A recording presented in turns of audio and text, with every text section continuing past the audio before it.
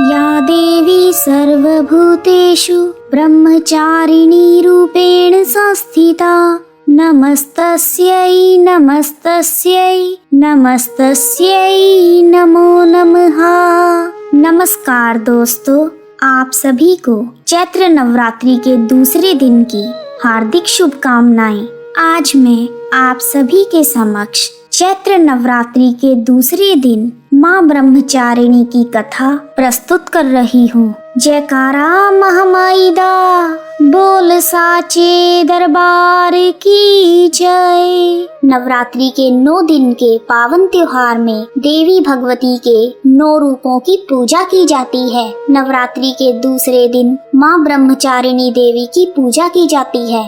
यह देवी दुर्गा के 9 अवतारों में से एक है। ब्रह्मचारिणी अवतार में माँ दुर्गा तपस्या करती हैं। ब्रह्मचारिणी नाम 2 शब्दों से मिलकर बना है, ब्रह्म और चारिणी। ब्रह्म का अर्थ है तप अथवा तपस्या और चारिणी का अर्थ है उत्साह से भरी हुई नारी। शास्त्रों में ब्रह्मचारिणी का अर्थ तप की चारिणी यानी तप का आचरण करने वाली बताया गया है। देवी दुर्गा का यह रूप पूर्ण ज्योतिर्मय और अत्यंत भव्य है।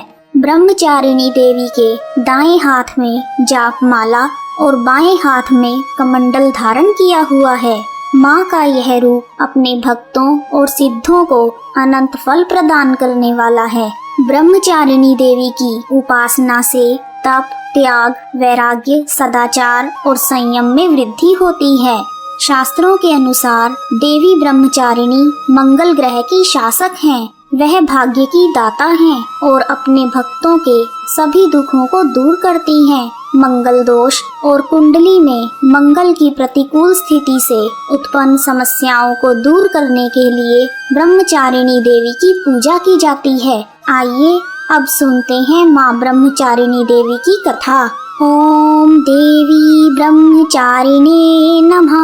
ओम देवी ब्रह्मचारिणे नमः। सती के रूप में यज्ञ की अग्नि में स्वयं को भस्म कर देने के बाद देवी ने पर्वतराज हिमालय की पुत्री के रूप में जन्म लिया। तब उनका नाम पार्वती या हेमावती या शैलपुत्री रखा गया।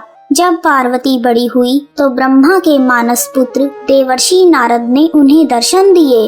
उन्होंने पार्वती को बताया कि अगर वह तपस्या की राह पर चले तो उन्हें अपने पूर्व जन्म के पति भगवान भोलेनाथ ही पति के रूप में मिलेंगे। नारद जी के उपदेश से भगवान शंकर को पति के रूप में प्राप्त करने के लिए पार्वती ने घोर तपस्या की। इस कठिन तपस्या के कारण इन्हें तपश्चारिणी अर्थात ब्रह्मचारिणी का नाम दिया गया। ब्रह्मचारिणी रूप में पार्वती जी ने 1000 वर्ष केवल फल फूल खाकर ही बिताए और 100 वर्षों तक जमीन पर रहकर शाख पर ही निर्वाह किया।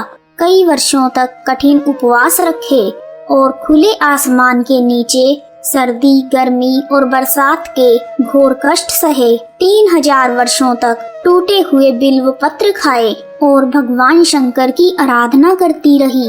इसके बाद तो उन्होंने सूखे बिल्व पत्र खाने भी छोड़ दिए।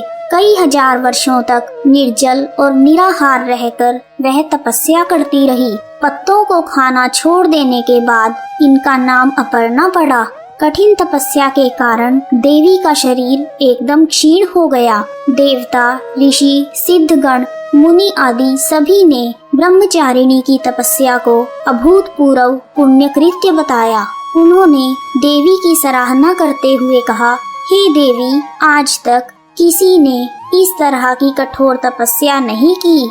यह सब तुम्ही से ही संभव हो पाया। तुम्हारी मनोकामना अवश्य ही पूर्ण होगी और भगवान शिव जी ही तुम्हें पति के रूप में प्राप्त होंगे। अब तुम तपस्या छोड़कर घर लौट जाओ। जल्द ही तुम्हारे पिता तुम्हें बुलाने आ रहे हैं। कठोर तपस्या करने के बाद पार्वती माँ को ब्रह्मचारिणी के रूप में जाना जाने लगा। बाद में भगवान शिव ने पार्वती जी को अपनी पत्नी के रूप में स्वीकार किया।